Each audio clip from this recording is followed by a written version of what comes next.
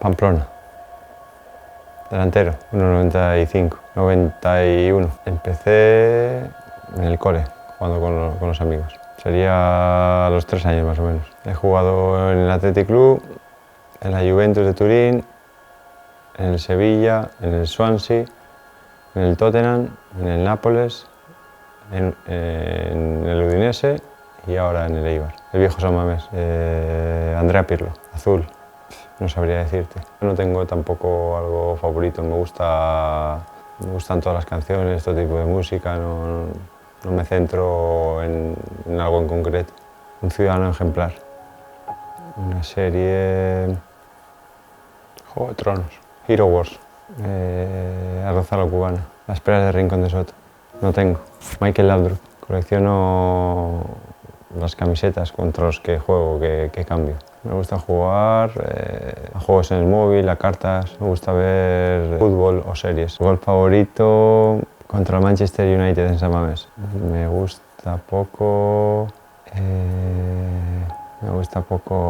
hacer entrevistas cortas como esta.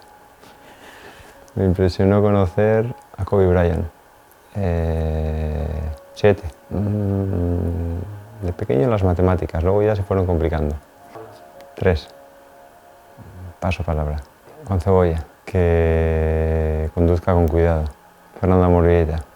Igual en las Gaunas viendo algún Logroñés Barça, sí. Cuando estaba en primera, sí, sí. Supersticiones no tengo, pero a veces me gusta rezar un Padre Nuestro y santiguarme a veces. A saber dónde está. Estará por ahí guardada. Pero bueno, tengo tantas que algún día tengo que hacer orden. Grandioso. Un hat-trick. Siempre concentrado. A celebrar la victoria. Mes del año favorito, febrero. No.